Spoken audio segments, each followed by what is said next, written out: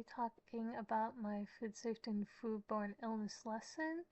This lesson is aimed at those in high school, primarily those in ninth grade. This is a one-day lesson and it will serve a culturally diverse classroom, including English language learners that are at varying proficiency levels.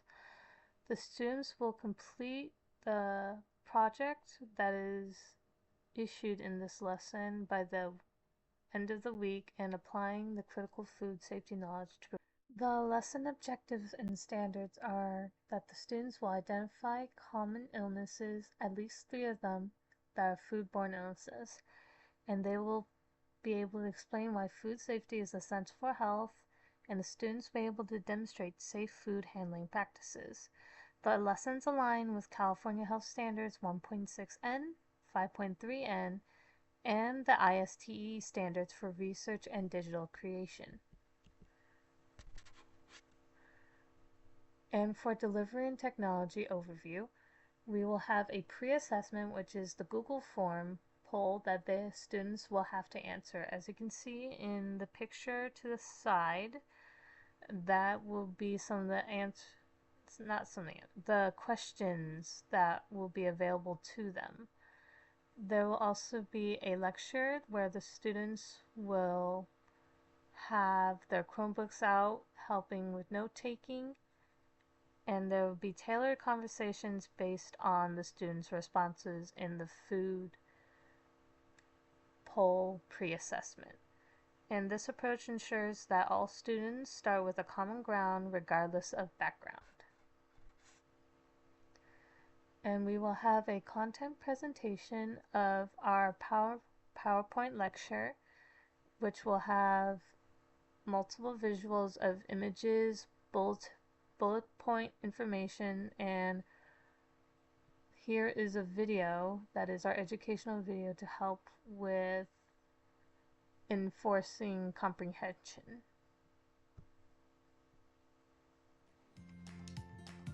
It's only a couple minutes long, so it won't be too long in lesson, and this is a multimodal approach that addresses diverse learning styles.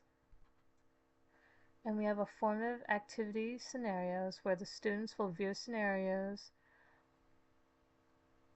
where the students will observe scenarios of different food handling practices. They will have to assess safety either by giving a thumbs up or a thumbs down, whether or not it is good.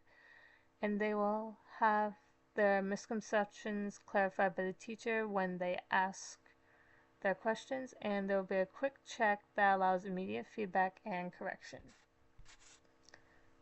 And there will be a PSA project explanation. There will be research where the students will research an assigned foodborne illness, and they be able to create a 1-minute PSA video or prepare a live pitch to the class. And the tools they will use would be digital tools such as Canva, iMovie, or Clipchamp for video creation. And they will present this video to the students to demonstrate how the illness spreads and prevention methods that they can use. And this is all a collaborative project that will support their creativity and communication skills.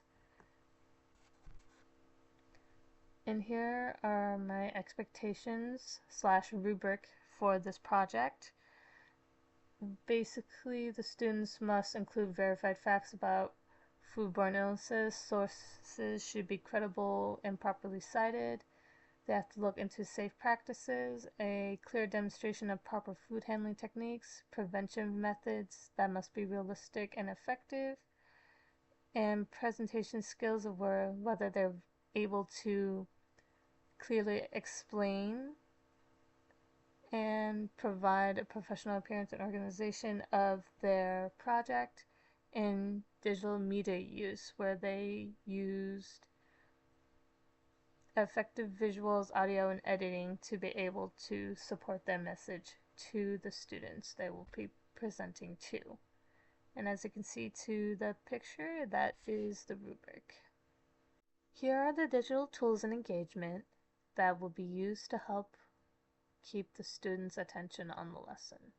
the Google Forms that will be used in the beginning of the lesson to be able to see how much the students know about food safety and foodborne illnesses, the creative software the students will use to help create food safety PSAs about the foodborne illness their group is assigned to. And this is using this SAMR model to help with creative collaboration. These tools will transform traditional assessments into interactive experiences. And for critical thinking, accessibility, and digital citizenship, the critical thinking is that students will analyze scenarios and synthesize their research to be able to see whether or not their resources are credible. Accessibility, there will be printed materials for students who would rather write out their responses instead of typing it into a worksheet and sending it into email. And there will be translation tools and visual media support for those who are either English language learners or still trying to understand written text. And there's digital citizenship, where they will have to be responsible with their